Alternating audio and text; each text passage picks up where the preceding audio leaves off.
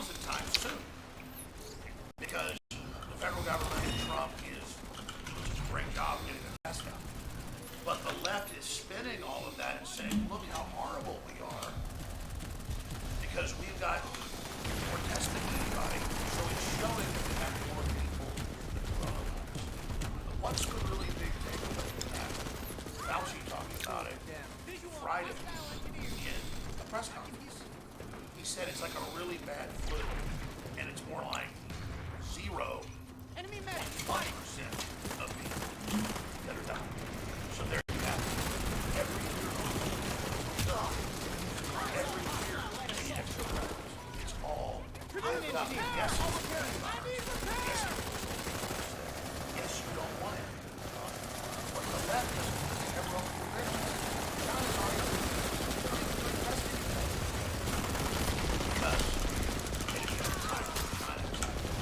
leave the restricted area immediately. So here's the interview. It's even more hardcore before you go. So this is ridiculous. They're saying we're the epicenter. No, we've done 100 times the testing. And so he's conservative. He talks about 10 times the testing. U.S. COVID deaths double in 2 days. Shows you how the media wants the maximum hysteria and panic. I got banned on my Google app, and they said because Jones talked about promising treatments. I was quoting Fauci saying he would prescribe, the head scientist at the National Institute of Health, he said he would prescribe hydroxychloroquine for sick. Europe said it's working great. I simply said that. They said, no, it's not approved. Don't say that. Because they're so scared that you won't be scared and that this will get approved for use. But it's 98% effective use. Think about it. So here's the interview. Courage is fine. Talk about it. I'm an engineer. And the United States has done way more than anybody.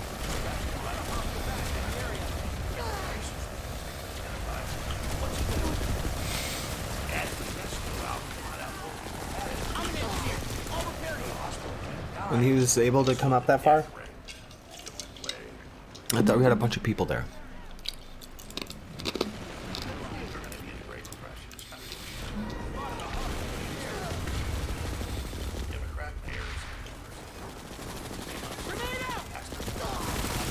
Oh, I see.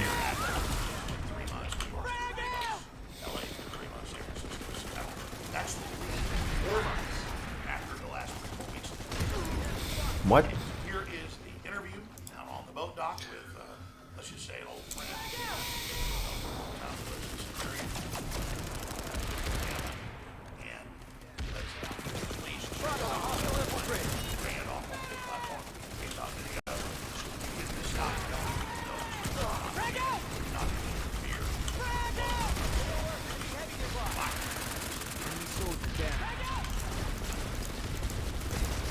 Well, I'm here in Austin, Texas, talking to folks here locally and talking to a gentleman who's here visiting.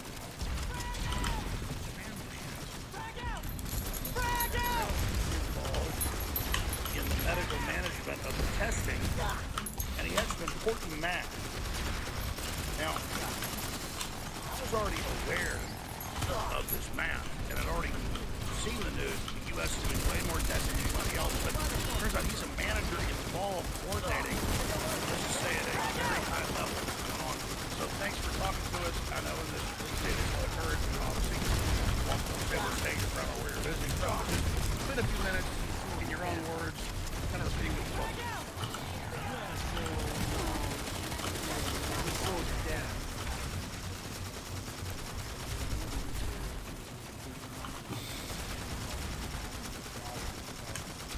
The number of positives and the number of hospitalizations, that's what I mean is when you actually have a denominator. In other words, how many since about March 1st or so, many tests have come online in the laboratories, have come online with testing.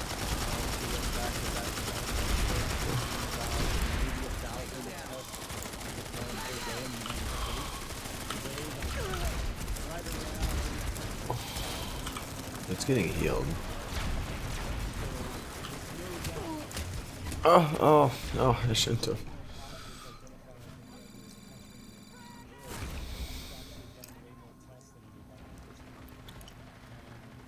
She got me.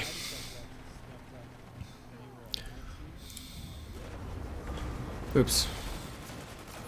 I was getting revived, damn it. I'll get you fixed up.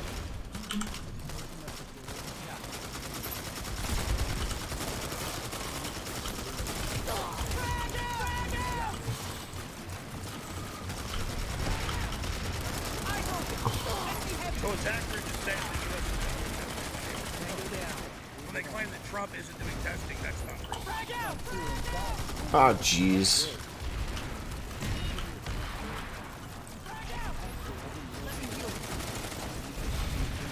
Sure.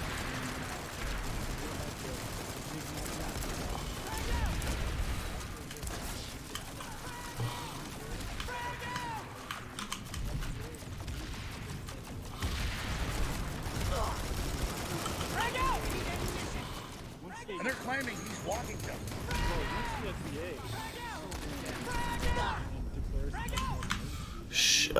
Eight.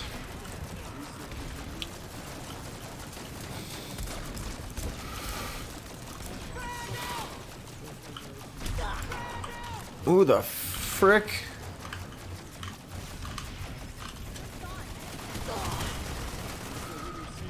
I was gonna say, yeah, I was shot from behind. I couldn't tell where it was coming from. Develop these tests and get them out very quickly. So what's it like when you see the media claiming Trump's blocking testing and the U.S. isn't doing testing? But then they admit we've done record testing.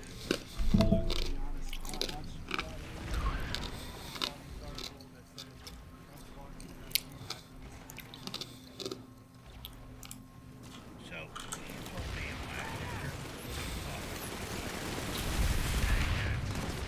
told me you see they're kind of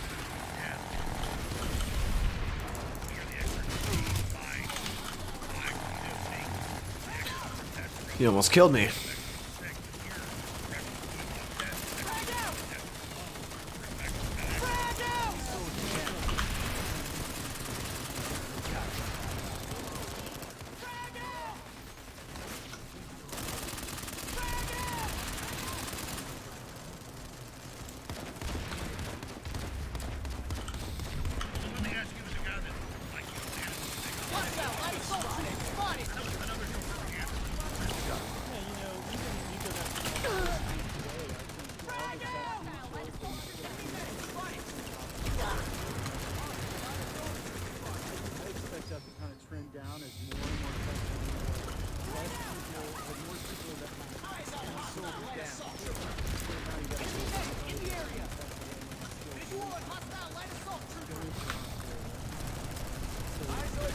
We're still getting more escape.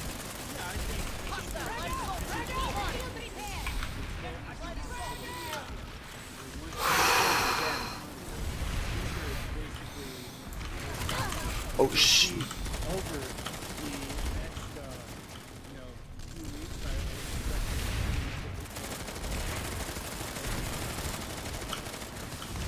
He sold you down.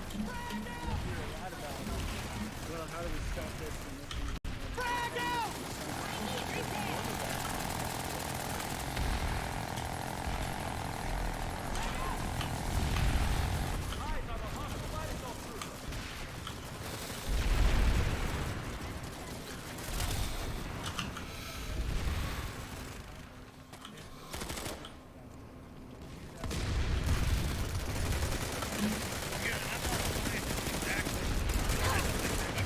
They go, well, you don't know this one, but if it's the same family, that dog don't hunt in summer. that's right. Damn. So I would assume that, look, if it is strain, you have to be objective. You have to say, look, we're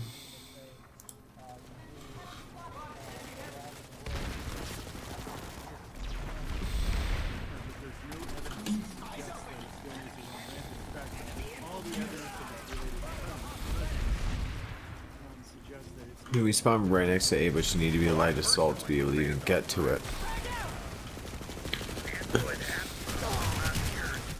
It looks like this hydroxy toxin product that's, connected to old malaria drugs is doing something. I was reporting on the news. They said don't say that. I don't know why they don't want people to talk about known treatment. Well, you say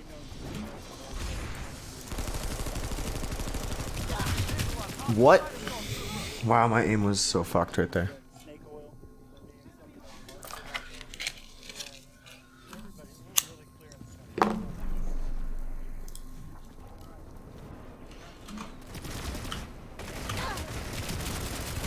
Well, I agree. I'm not selling that supposed anti-malarial drug, by the way.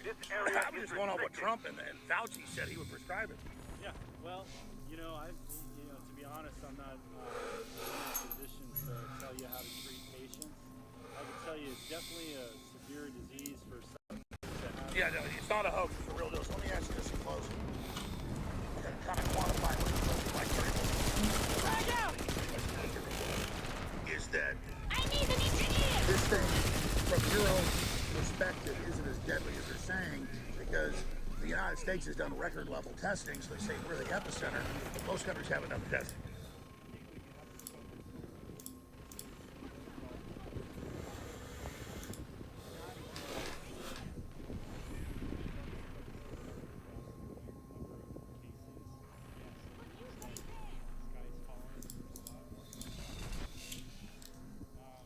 Fact of the matter is, when you see 10,000 extra tests, or 10,000 extra positives identified every day, that's actually a tenfold increase in testing. I mean, a lot of from day to day, there could be a double in testing, fivefold increase in testing. There's so many labs bringing this on right now. One thing that we have to keep an open mind on.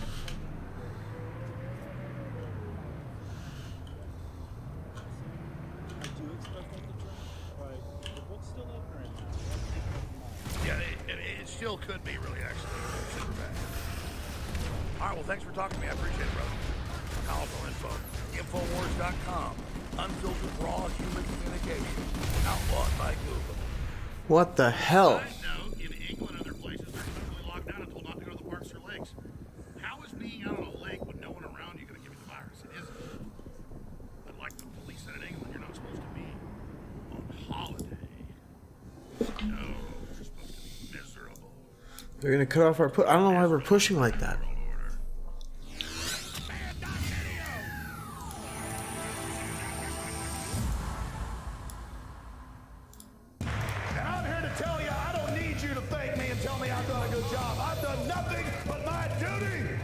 Discovered a bunch of bloodthirsty scum coming after innocent people, and I've been fighting them for 13 years, and I'll never stop while I'm drawing breath. For 24 years, Alex Jones and InfoWars have been sounding the alarm for patriots worldwide, waking people up to the New World Order, Bohemian Grove, the American deep state, the rise of communist China, the plan for global depopulation, and global elite pedophiles who prey off of our young.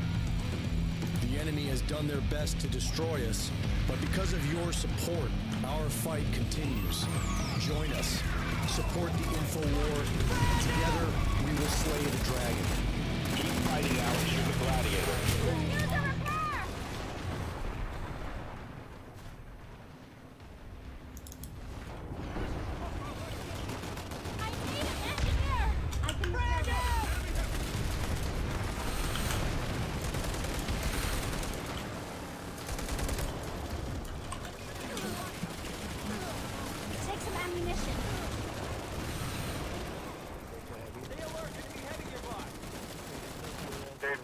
This fight is all but won. My administration is taking new action to ensure that America has the medical resources that are needed to fight the global pandemic. It's been a brutal pandemic for The brass is impressed. Good work. countries.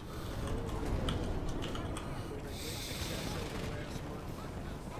Enemy sector in the area!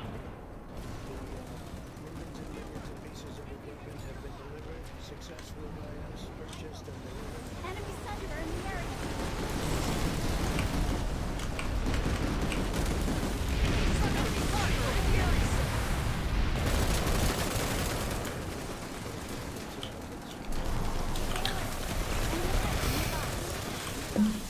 The squad's moving fast. Ammunition here.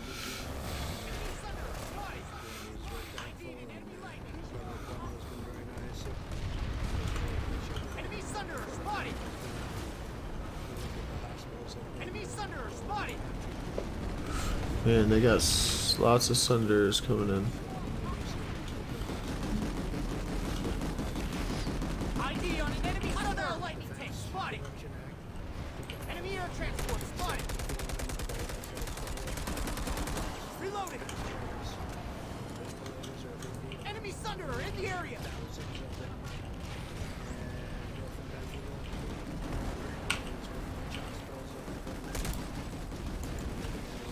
Spotted enemy heavy! ID on an enemy Sunderer! ID on an enemy Sunderer!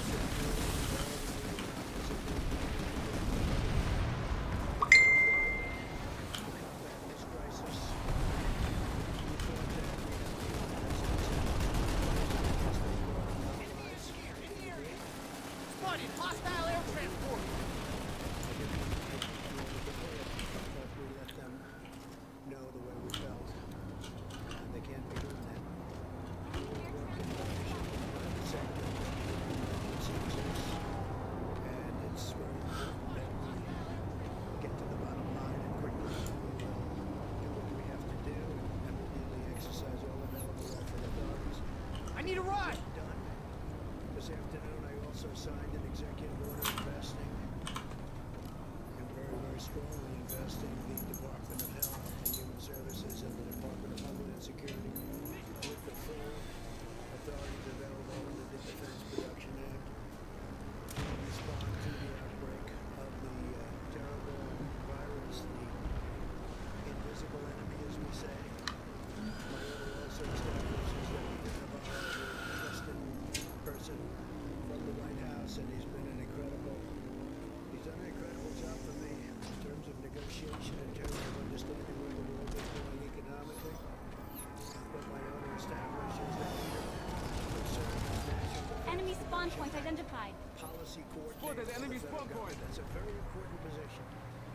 More important probably than it's almost ever been in our country.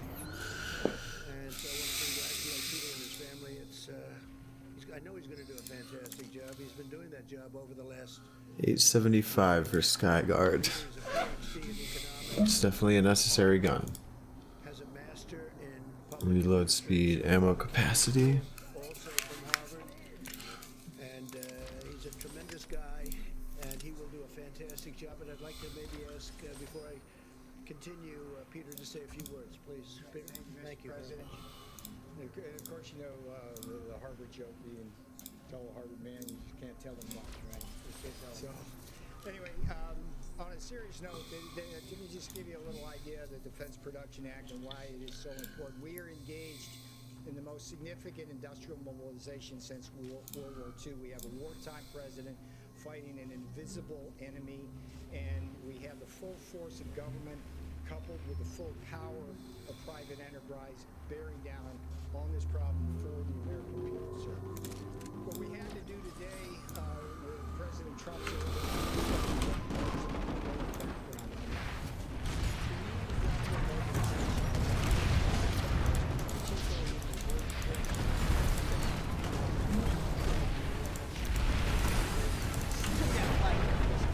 Spotted a hostile medic.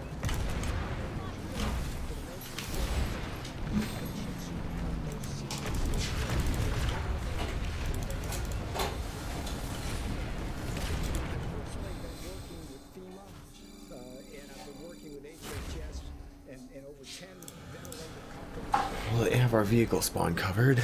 Ouch. as possible. And virtually every one of those companies has been cooperative, patriotic, moving in Trump time, which is everything possible, sir. But we did have a problem with GM and Ventec. On the one hand, we had Ford and GE moving forward on a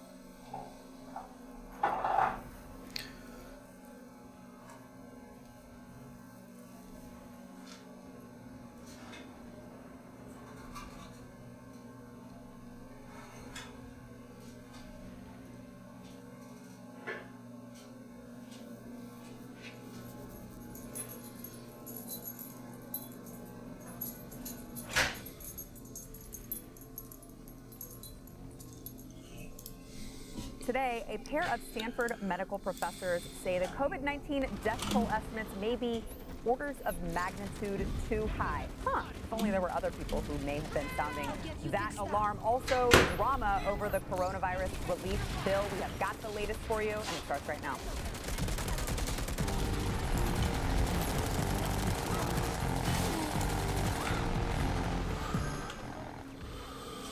Welcome to the news and why it matters. I am Sarah Gonzalez. Happy Friday. I am joined today by Stuber here of Stu Does America, who is the other expendable host here in the studio today. That's me, expendable.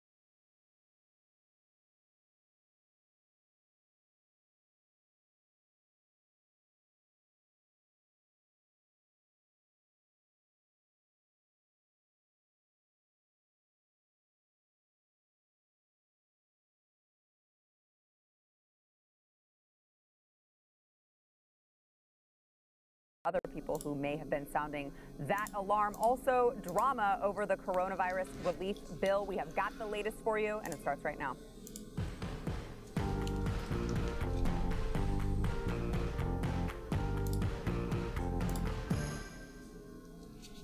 Welcome to the news and why it matters. I am Sarah Gonzalez. Happy Friday. I am joined today by Stuber here of Stu Does America, who is the other expendable host here in the studio today. That's me, expendable. We're just sitting here coughing on each other.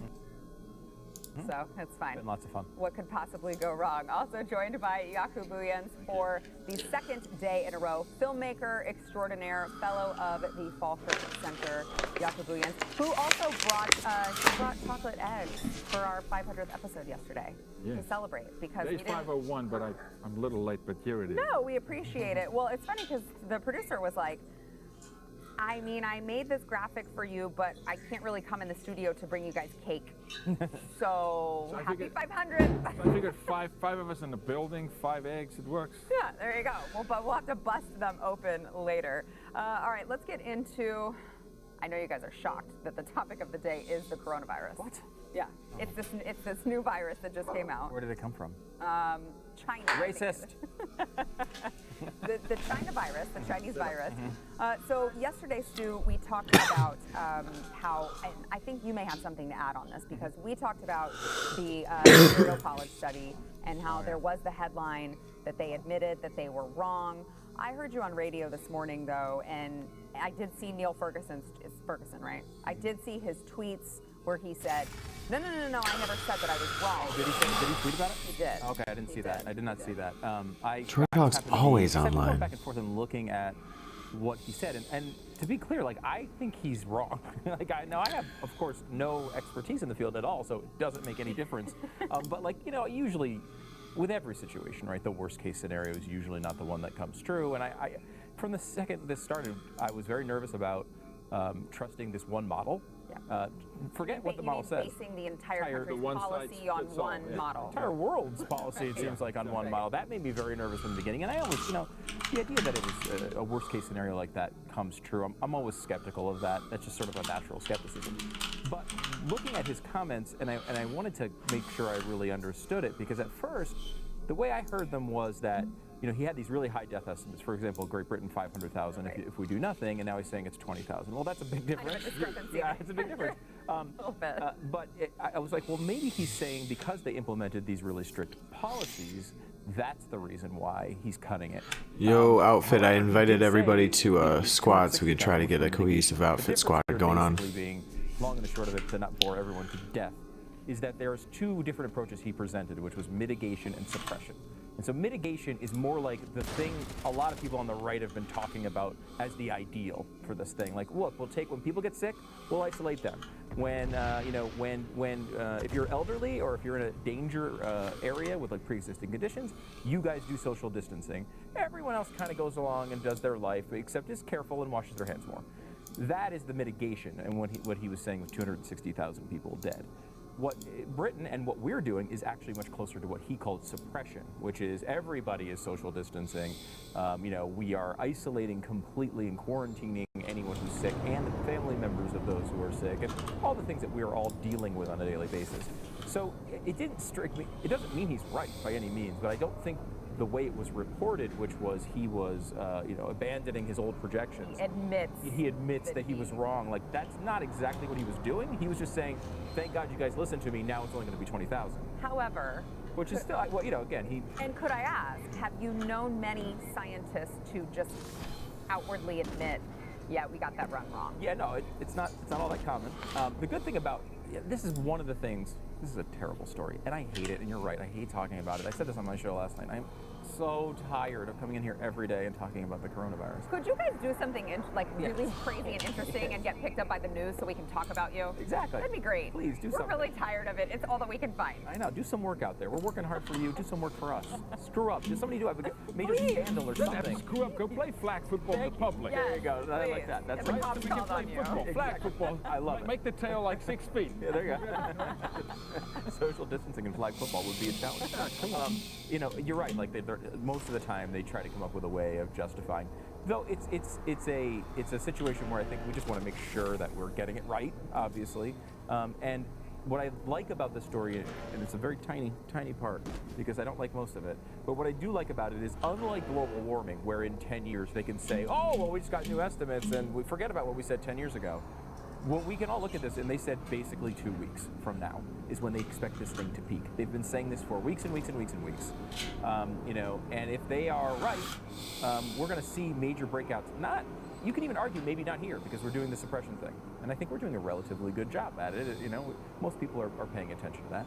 But places like Mexico, who are doing absolutely nothing, where they're still, as of just a week or so ago, we're doing soccer matches with 50,000 people at them. We're doing campaign events where the president's going around, he's kissing babies, he's hugging people, he's shaking hands, he's doing everything, taking selfies. All that stuff is going on in about 2/3 of the world. So we're going to know whether these guys were right or not to see, because if it goes crazy in other parts of the world and it's okay here, we're going to have to give them a hell of a lot of credit.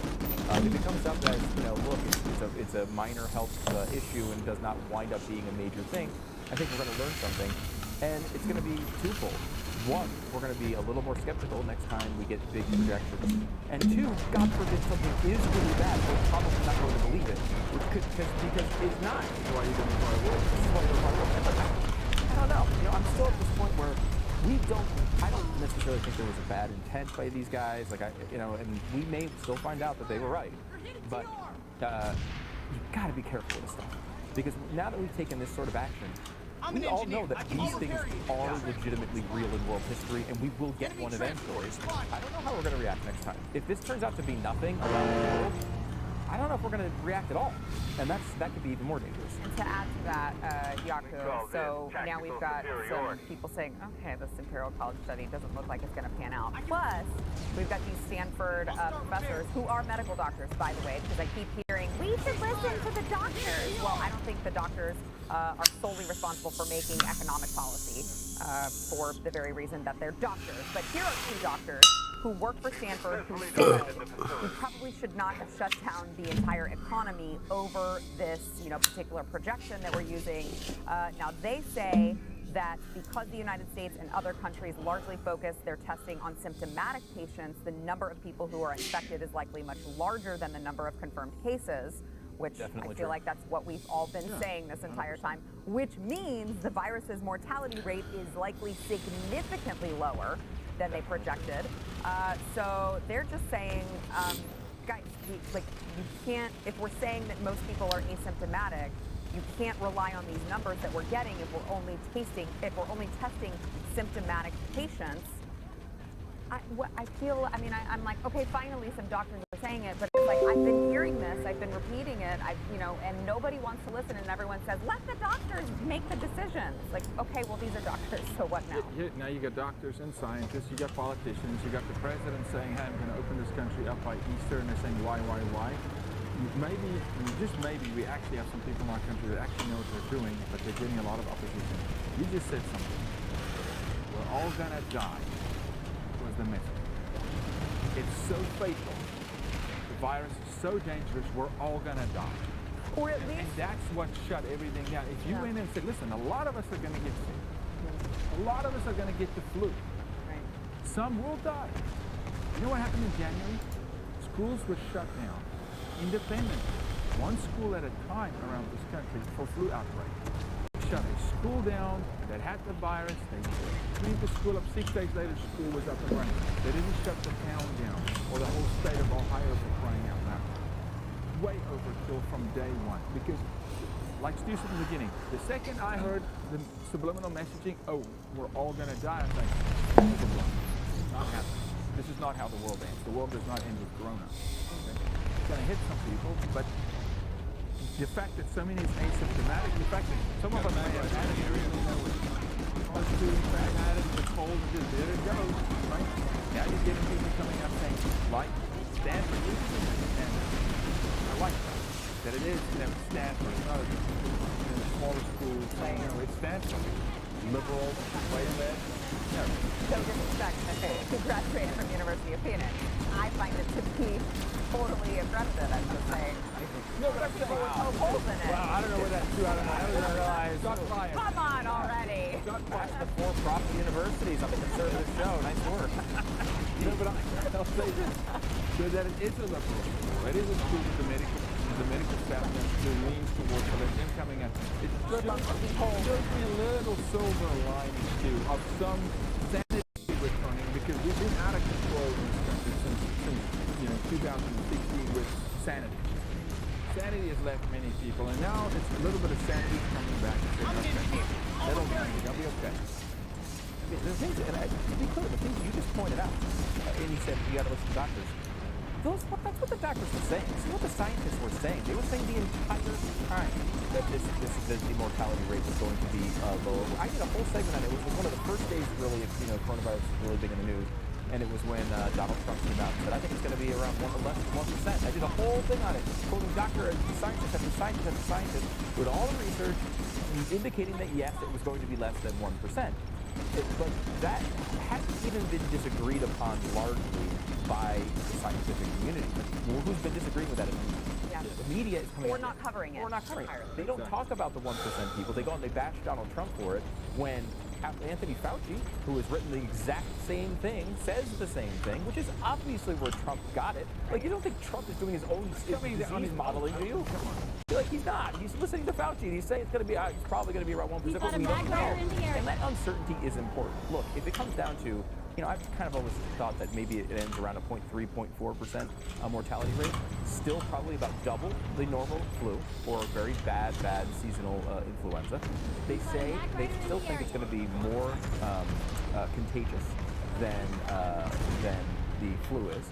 So you combine a higher death rate, even if it's only by a tiny bit, and a higher spread rate, that could wipe out 100,000 people, right? Like, that is the world economy. But do you shut down the world economy, especially the way it was doing it? So, like, we don't. Now, if that's where I think it's going to be. Again, I have absolutely no idea what I'm talking about. The high-end estimates are scary. So I kind of landed. I'd love to hear what you guys think of this, but I kind of landed in a point of where I kind of think Trump has handled this pretty well. Where, like, he hasn't been. At the very first, gas for this, he was a little bit kind of flippant about it. Kind of wound up, I think, recognizing that it was pretty serious. Took pretty dramatic steps and has made really restrictive recommendations. That's given us time to build up supplies, to start testing, to do lots of things. We're going to come to the end of this 15 days. He's going to reassess and look forward with a hopeful optimism to get the people back to work as fast as possible. I mean, it's going to cost us a lot of money, and you hate if we were wrong. Obviously, that's a huge thing. If it's only going to kill, a couple people, and this is going to wind up being a big mistake just from the monetary perspective. But like when the worst case is really bad and also really near, right? Like not 50 years into the future, 2 weeks. Well, maybe we can make this work for 2 weeks, and then we can assess and say, okay, this isn't coming to the worst case scenario. We now know it's just a really bad seasonal flu. Let's move on with our lives and really focus on taking care of the people who get it. Which I really think is what his plan was all along. Yes, he was slow walking in the beginning, but isn't that prudent though? Gather information, get intel. You can't act things. But once he pulls the trigger, I think he's doing it from that. When I say the president, I mean the team around him, those supporting me, Dr. Burks and everybody else. Like they're doing a great job. Vice President slow walked it and then said, okay, now we're going to take it serious, we're going to take action. But then he also set a target as to when I think of the things. It wasn't open-ended. It wasn't 18 months. Come on. It wasn't, 14 days. Yeah. Day 15, we're reassessing. That's smart. Business decision. Someone asked the other day, who would you want as your CEO? If you ran a business company that's going to do something. Do you want Trump as your CEO? Do you want Bernie as your CEO? Do you want Biden as your CEO?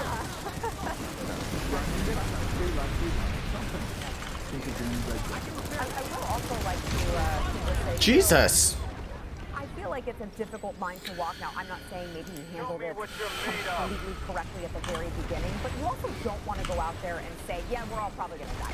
Yeah. You know what I mean? I mean, you have to control the idea of, mass chaos, thinking that you're all going to die. So I do understand the difficult line. Man, I've only got the only good nearby Sunder now. Oh shit, the XP. The XP. Oh my gosh. Oh, it feels so good. You get misunderstood like that. But I understand his point in that what is the point of just making people panic and think that they're all going to die? Yeah, you don't want that to happen. I mean, I think, saying, look, there's 15 cases, it's going to be down to 0. Oh shit. Was probably not a good thing, especially at that point. Right. But that's all speaking off the cuff. Right, exactly. And you know what? You got much worse things said by people like Andrew Cuomo much later. Andrew Cuomo was saying they were sending local New York officials were sending people out to parades and stuff in mid-March. I mean, Andrew Cuomo was saying that the panic. This is not Ebola. The panic is way overblown. I don't think it's warranted. This is like March 15th. He's saying these things much later than Trump was saying them. But I'm curious as to and I think Sarah, you'd be a good representative because you've been pretty skeptical of this generally. I mean, Trump has taken massive steps. The reason why we're all shut down nationwide largely is because of Donald Trump's recommendation. Was he too much? He could not have done that from here? I am fine with it. I think the recommendation was good. I don't like the forced filter in place like this. That's what I have a problem with. Wow, there's so many of them. I have no problem with the recommendation. Advising people to make sure to be washing their hands, make sure to social distance, make sure to do all of that. I think that was smart, and I still think he should have been with it and said, just live your life. But I didn't expect to do that. I have a problem with the local government. What the hell? Oh no. Oh no. Whatever else they've varies by state. That's what I have a problem with. Yeah. I still hear that XP racking up. Oh, there we go. Jeez. The local government is going to go local, then state, then federal. I'm not federally going to tell you what to do and not to do, but I'm going to declare national emergency so we can get some funding appropriated. But I'm going to recommend some things. And then across this country, the far left jumped on that thing and they started shutting things down. I was literally in Ohio speaking at the University of Akron. 5 p.m. they shut that school down after Ohio State shut down, and then the governor came and said, we're shutting off. Esmir has been lost to the Vanu sovereignty. Shutting down the new business. conglomerate has locked down Emmerich. 10 people, 250, 50, 25, 10, right? But it wasn't federally shutting this country down. We're declaring martial law. Now, this is local politicians, judges, Dallas County, the judge. And also, on top of that, a lot of private businesses, right? Private, like the NBA was not told by anybody to do that. They just did it. And I think like that shows a real, I think a real positive of the country, but also like in this experiment we're all involved in small government and self-government, you see how many people took it upon themselves to actually just pay attention to this. Like we could still go out and do a lot more than we're doing. We're trying to make sure that we do the best steps that we can to keep everybody healthy. And generally speaking, obviously spring break's an exception, people licking toilet seats occasionally. But other than that, people have pretty much followed these recommendations, and I think it has helped. The coronavirus relief bill. Oh, you won't believe the drama on the floor of the House.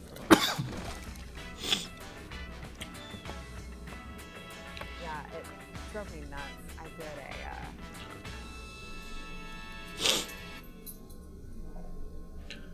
it appears the coronavirus relief bill has passed in the House. Now, that was not without the typical drama that you would imagine took place in the House, but it was interesting because it did pass the Senate 96-0, which would indicate to me that it was bipartisan. Yeah. I mean, there's something about the whole 96-0 thing Pelosi was so upset. that makes me think that it was Republicans and Democrats, regardless of how you feel about whether or not the bill was good or warranted or included too much pork, both parties voted for it. Now, you wouldn't realize that if you were just watching AOC take the floor today in protest of the bill. Now, she is complaining that it's all the Republican majority that got together and wanted to create, you know, this bill for corporations. And I really think that she took one too many drama classes, theatrical classes, before taking the floor for this speech. Hey, everybody, to Samir. What did the Senate majority fight for? One of the largest corporate bailouts with as few strings as possible in American history. Shameful. The greed of that. Samir, folks. Why's my chat not work? And the option that we have is to either let them suffer with nothing or to allow this greed and billions of dollars, which will be leveraged into trillions of dollars, to contribute to the largest income inequality gap in our future.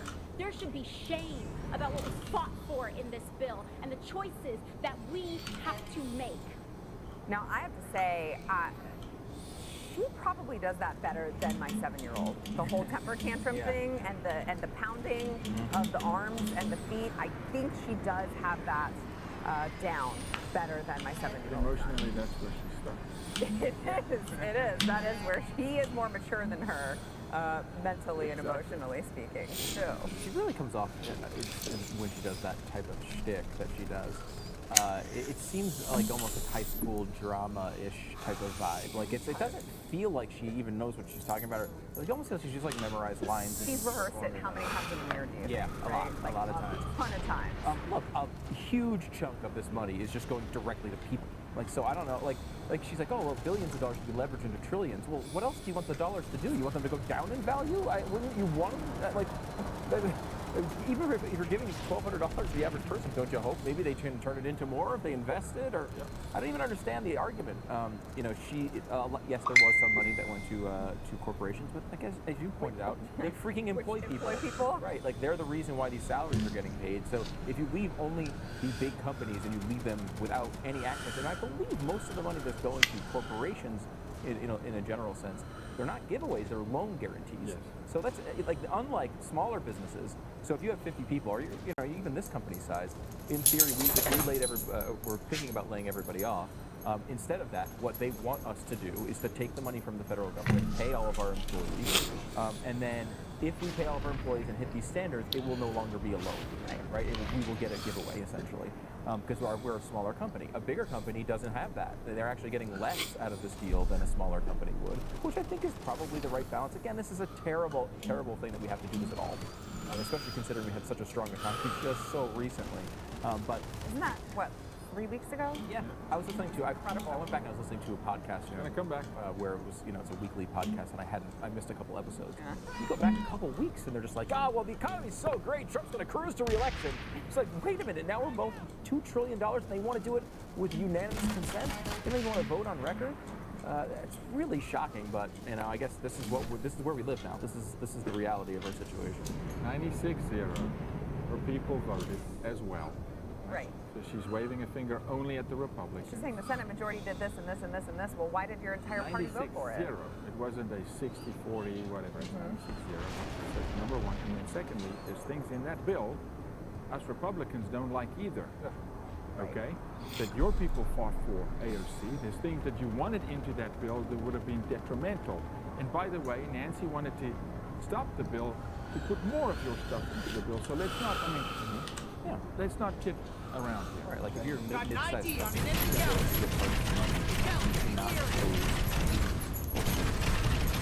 that is not a Republican. Yeah. That's not really a huge giveaway. A lot of these things are going to wind up being disasters. 10 years from now, we're going to look back at this thing as a complete disaster. We all know it. I don't know if we have to at all. I'm with you on that. And if you listen clearly to her, she says, "Crumbs for our family." She expects money. I don't expect money. I never. Yeah, right? Because it's not who I am. I'm a capitalist, right? I don't expect a handout. They do. Well, that's what they're fighting for. Always. Handouts for all. Now, that wasn't the only dramatic moment. We also had, of course, Thomas Massey, who was under fire by the president. I want to get your thoughts on that. I mean, if they got that thing parked there, we're screwed. The Senate did some voodoo, just like with Obamacare, took a House bill dealing with taxes, stripped every word, and put their bill in it. The House is just as responsible for killing the origination clause as the Senate. It's the House's job to reject the process. $2 trillion plus $4 trillion equals $6 trillion stimulus. $6 trillion divided by 350 million citizens equals 17,000 per citizen. Times a family of four, that's a lot of math in there, Mr. Massey. Equals 68,000 per family of new national debt and dollar devaluation in this stimulus. Not a good deal. He also suggested that he would require a quorum of lawmakers to be present to vote. And of course, cited the Constitution because he is a constitutionalist. Yes. This is his angle. Just the Constitution, you know, the entire document that our whole country was based upon. Donald Trump did not like that. Donald Trump did not like that at all. He did not. He doesn't. He's not a big fan of Massey apparently now.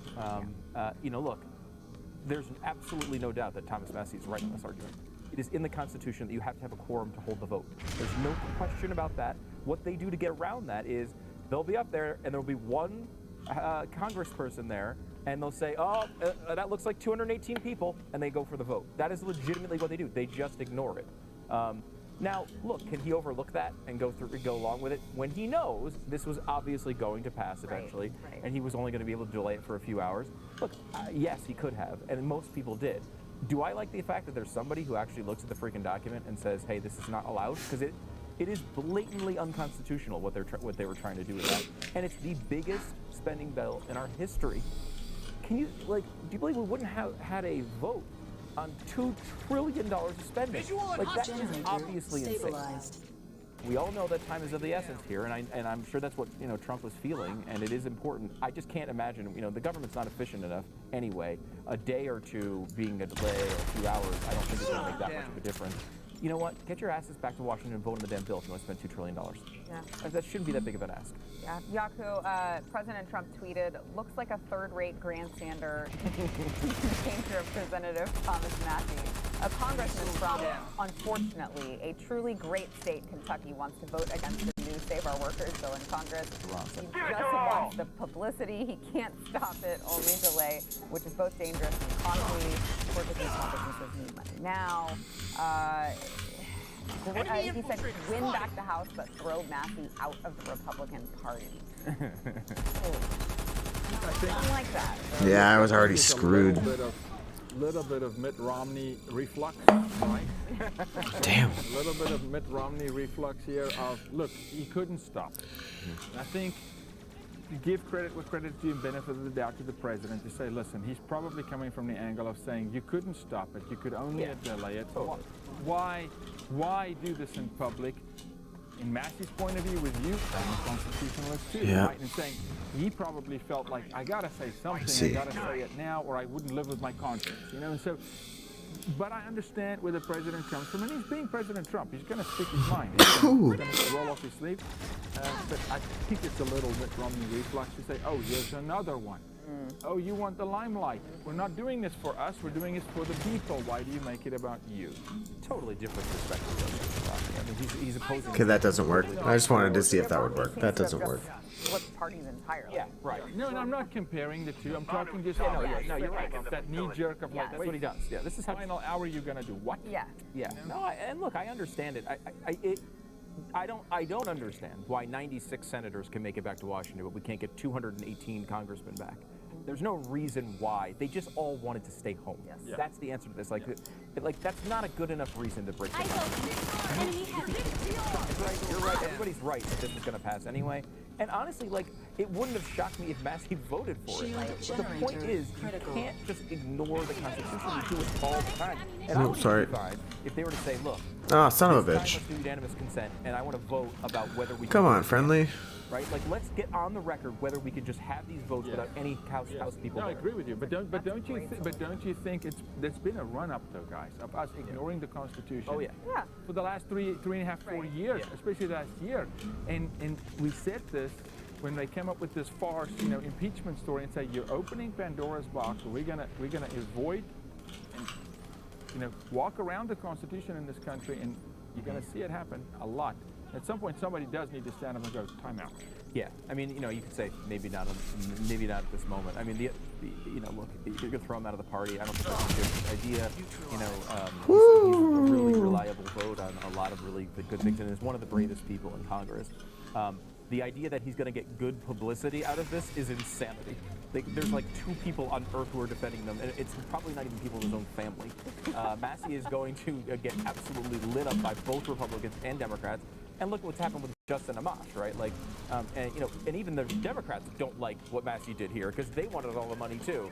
So this is not going to make him popular. He wasn't doing it for publicity. He was doing it for constitutional reasons. You could argue whether he should have waited a couple weeks to make that point, I guess. All right, back in a minute. It is frustrating because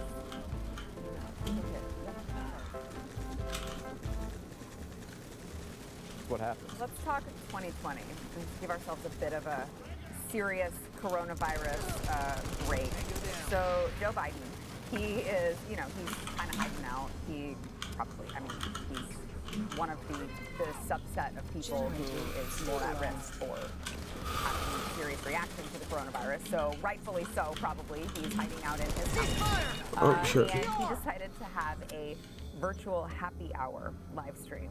Now, he is, he's I guess I should just still say the front runner for the Democratic candidate. I don't know what's going to happen at the convention that they're still going to have, by the way. Everyone else is canceling their events. Conventions on both sides are still set to happen. So who knows what's going to happen there. But he's still the front runner by far. So you would think that it's like, okay, cool. That would be really fun for Democrats to attend. Not so much. According to Bo Erickson of CBS, there were 2,800. I almost said 1,000. That's not, just the 2,800 simultaneous viewers throughout the chat for the front runner of the Democratic Party. Someone else mentioned they had to disable the comments because most people were not, in fact, right in with Biden. So, that's an awkward moment where the staff's like, oh, crap, guys, disable. Make them stop commenting. They're saying not nice things. This continues to perplex me that Joe Biden is the front runner of the Democratic Party. And we kept saying this. It's like, if he is reacting like this, he's having these gaps at the beginning of this thing, how does he last throughout this thing? Because every week that passes, he just gets worse and worse and worse at this. You'd think maybe now that he's at home, he's getting better sleep, he's not traveling. He's not getting any better, Stu. No. I was on with Steven Crowder yesterday, and on his YouTube live feed, there was more than 10 times as many people who were watching Joe Biden. It was really sad. Really sad. No offense to Steven, of course, but he's a Democratic frontrunner. Should probably have a big audience there. It's funny because there's this really weird thing going on the prediction market, which is always an interesting thing to check out, where Joe Biden, as of this moment, if you look at any model of how this would go in a normal election, is 99% plus. Like, only like a cataclysmic event would sideline him from winning this game at this point. burning it have to like clean up inexplicably. However, he is I think 77% on the prediction market right now. Like there's a huge, like there's a few percent for Bernie, a big, I think Cuomo's second now inexplicably, even though, you know, who knows where that comes from. But people are really thinking that Joe is like, he looks so bad, and he's just going to either stop site health reasons, something like that, get forced out by the party. I mean, every single television, he looks worse. It really is sad. I think a 2008 Biden running now would be much easier. And he wasn't great then, but you know, they were hiding him then. As I told you in a break, they were hiding him as a VP. You couldn't see him in this country. Didn't want him in front of the cameras yet. He's got a really bad team. I'll tell you this: even if your player is weak and you support your player with a good team, the player can pull through. This is his team's recommendation. If people came to him and said, Joe, got a great idea. We're going to have a happy hour, because that's what they wrote. We're going to pull the millennials in. And 2,800, do you know that on the same day, Bernie did a live stream FaceTime and had 7,000 show up. Three times Joe's number on the same.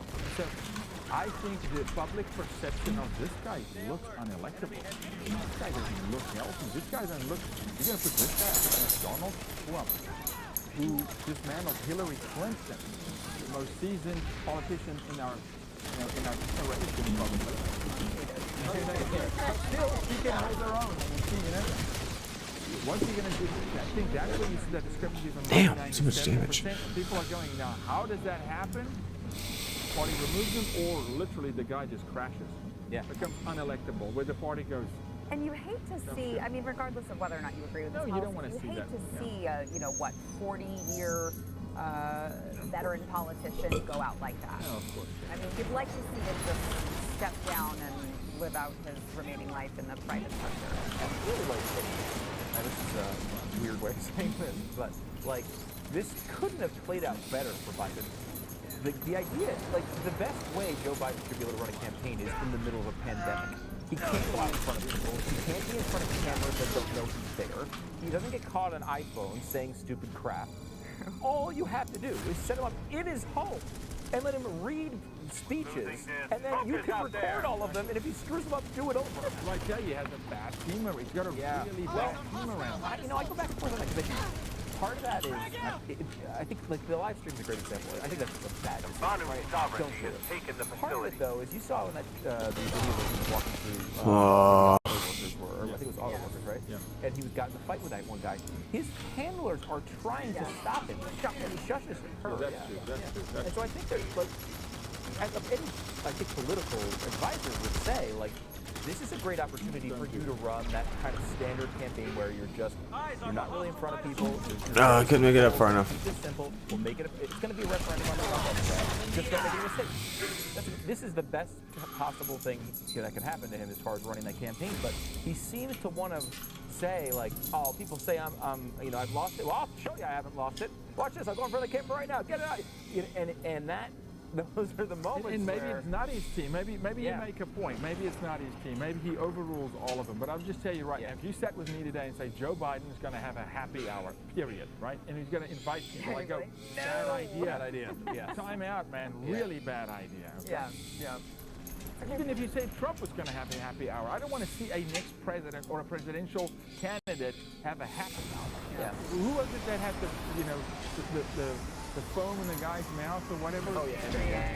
Andrew, same situation, like, bad idea, bro. Let's not go there. Not go there. Well, I will say, I think Oh, wow. the outreach staffer of Joe Biden's, who is the best, is Wilfred.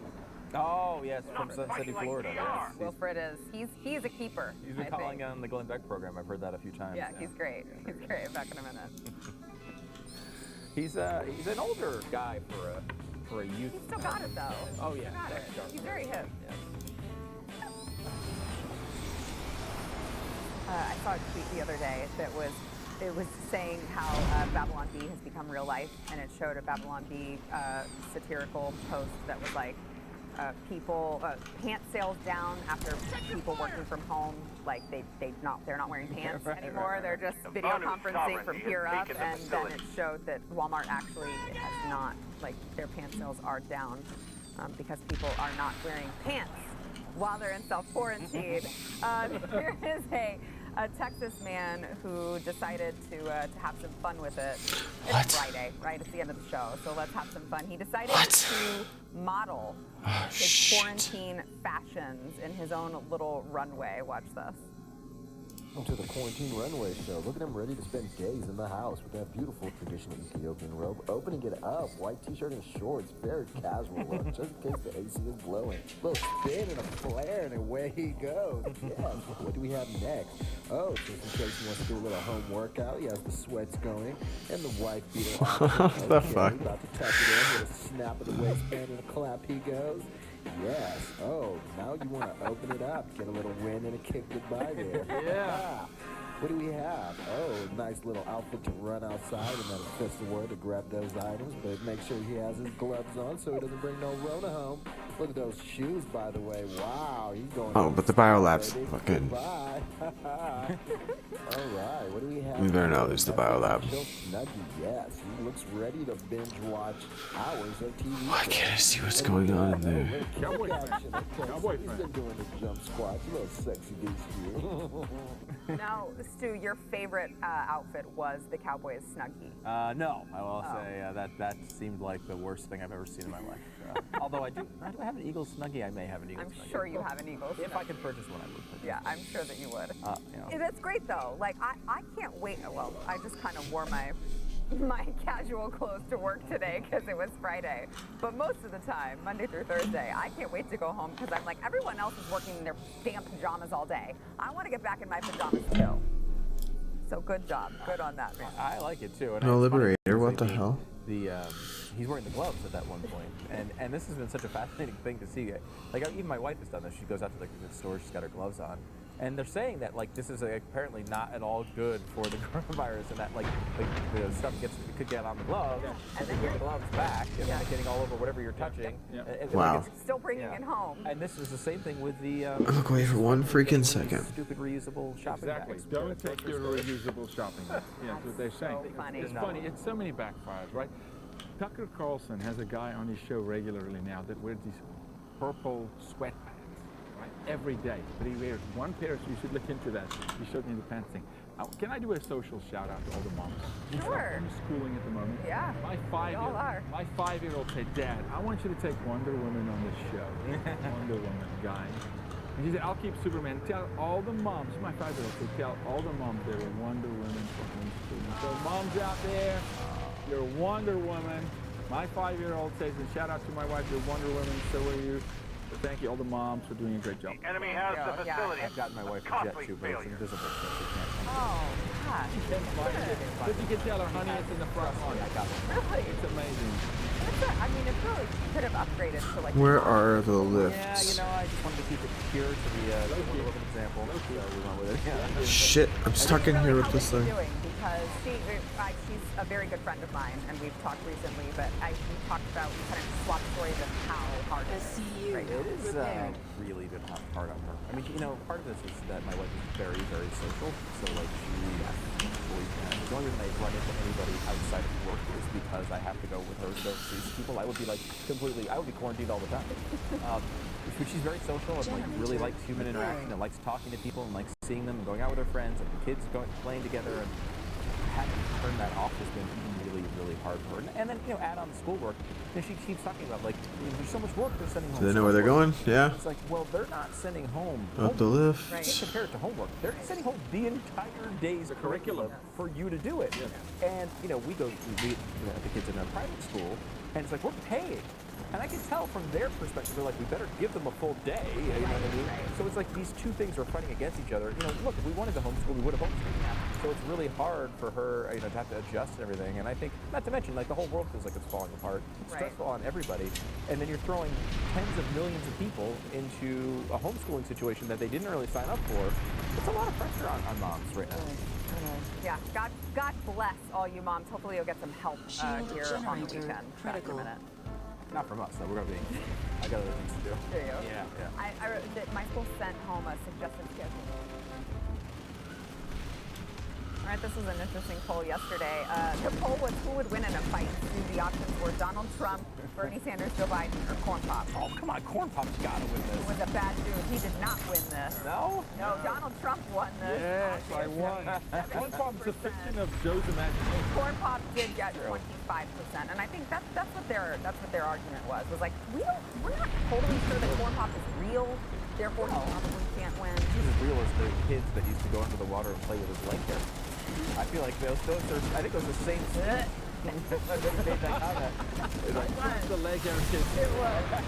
Wow, that's Today's poll. Will the COVID response bill ultimately help or hurt America long term?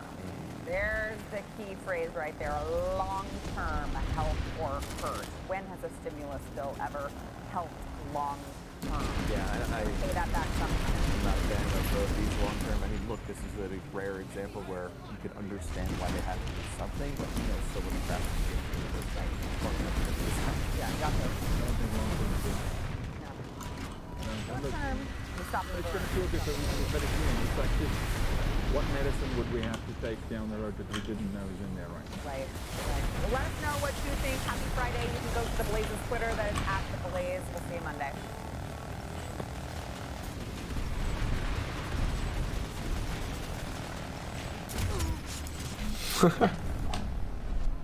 I'm not surprised.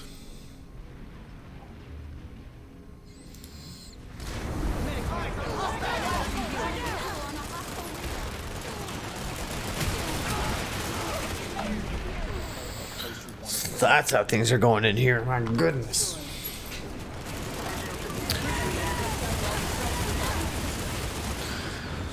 I should just like bounce my grenade off the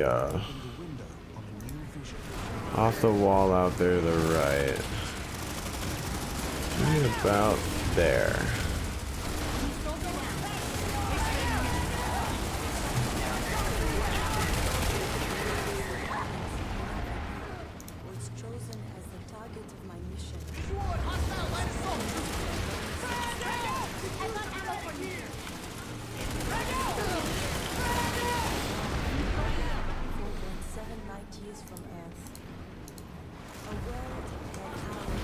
There's no weapon thing in here.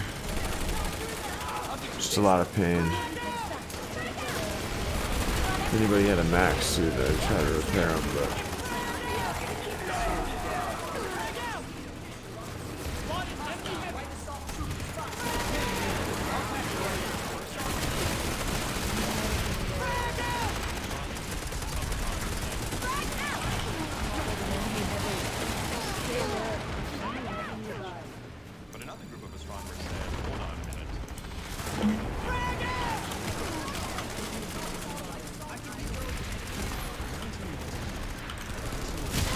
Oh, Jesus.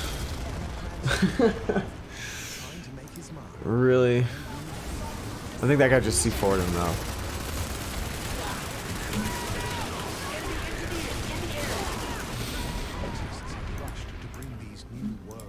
Any bit of damage, really. Any bit of damage I can do.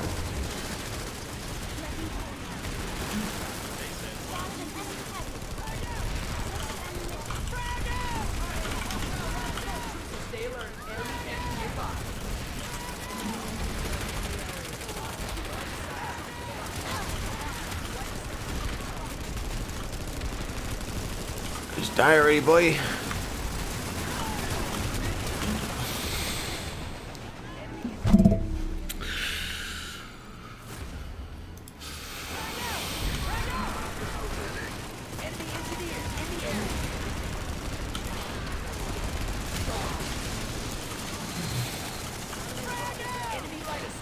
Bag grenade. Oh, hello. He's just hiding up in there. I'm trying to... I don't have C4 unlocked, so... This is really... just a messed up battle of attrition. Can I throw a grenade before I hit the ground?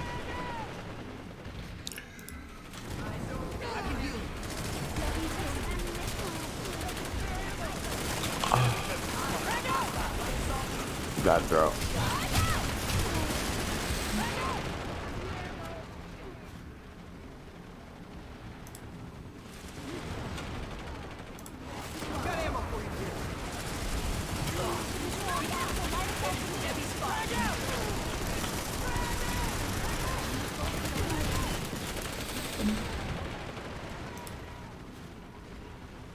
It's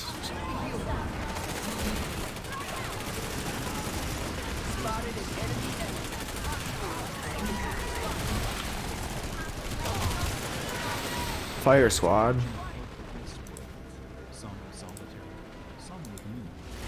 If I could just get a good grenade. The NC traders have taken control of Indar. Oh, this is not a good place to be. The first of these worlds, and the one we'll reach in 2015, is the long journey of NASA's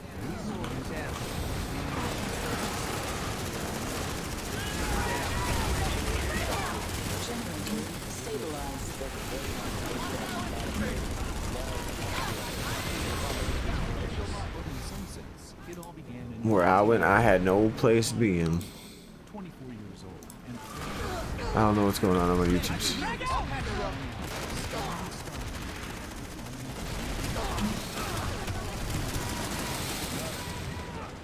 the dream of actually getting to Pluto began with a 6-year-old.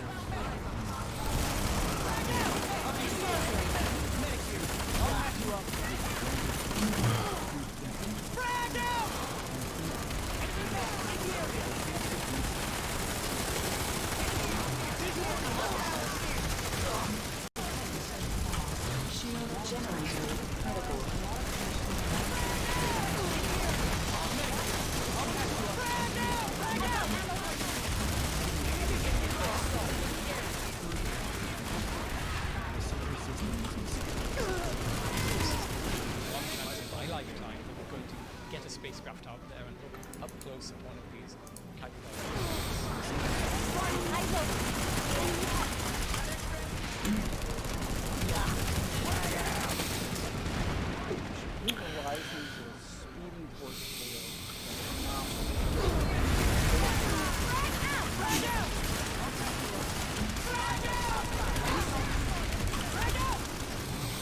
Damn, yeah, they're literally everywhere in there.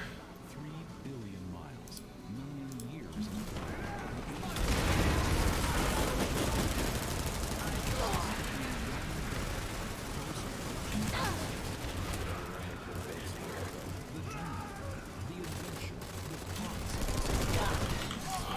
Damn.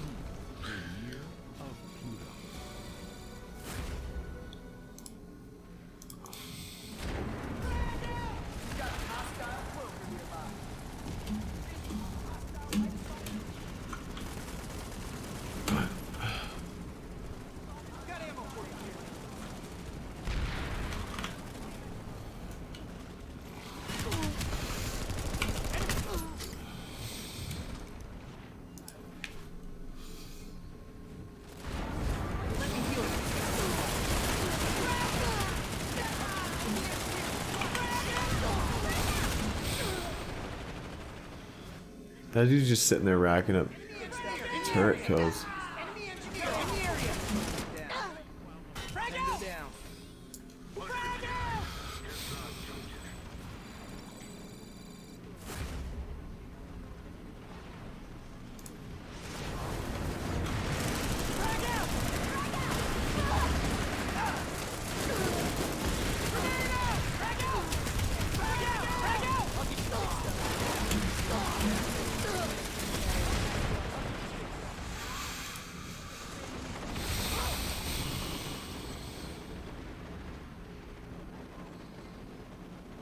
We were just getting beaten down to nothing.